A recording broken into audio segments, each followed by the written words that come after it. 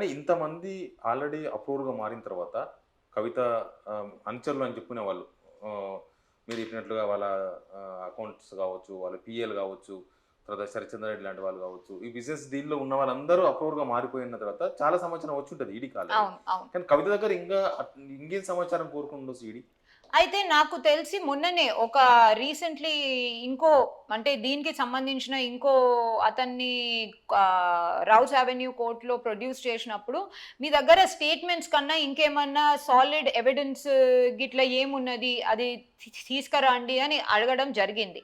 అయితే నేననుకుంటున్నదేందంటే దాని రీత్యానే నిన్న సెర్చ్ అండ్ సీజర్ జరిగింది. ఇంతకన్నా ముందు ఈడీ ఎప్పుడైనా 3 సార్ల అంటే 4 సార్ల పిలిస్తే ఈమె 3 సార్లనో ఎన్ని సార్లనో వచ్చింది. ఆమెను ఇంట్రోగేషన్ కోసం పిలిచిండ్రు కానీ ఇప్పటి వరకు సెర్చ్ అండ్ సీజర్ ఒక్కసారి కూడా చేయలేదు 2 ఏండ్లల్ల.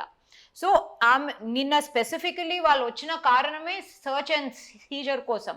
తనిఖీలు అదేం సోదాల కోసం. సో, ఆ సెర్చ్ అండ్ సీజర్ చేసిన తర్వాతనే మాకు ఎవిడెన్స్ దొరికింది.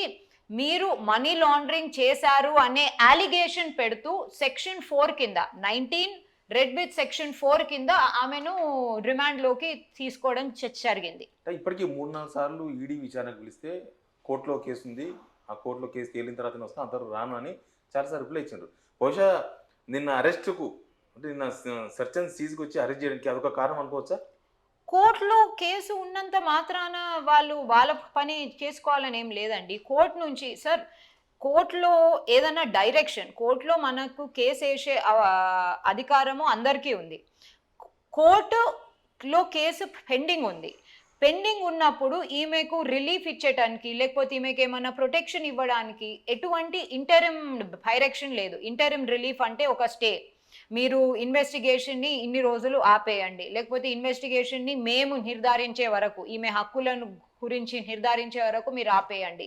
లేకపోతే ఈమెకు అగెయిన్స్ట్ ఈ ఇన్వెస్టిగేషన్ ఆపేయండి. మీరు ఇంకోళ్ళకి అగెయిన్స్ట్ కంటిన్యూ చేయండి అని ఏ డైరెక్షన్ లేదు. ఏ డైరెక్షన్ లేకపోతే స్టే లేనందు వల్లనే వీళ్ళు యథావిధిగా వాళ్ళ లోనే వాళ్ళు సెర్చ్ అండ్ సీజర్‌కొచ్చిండ్రు. ఆ సెర్చ్ అండ్ సీజర్ వారెంట్ ఇచ్చిండ్రు. వారెంట్ ఇచ్చి సెర్చ్ ఇంకా ఏమేం సీజ్ చేసిండ్రో ఇప్పుడు మనకు బయటపడతది.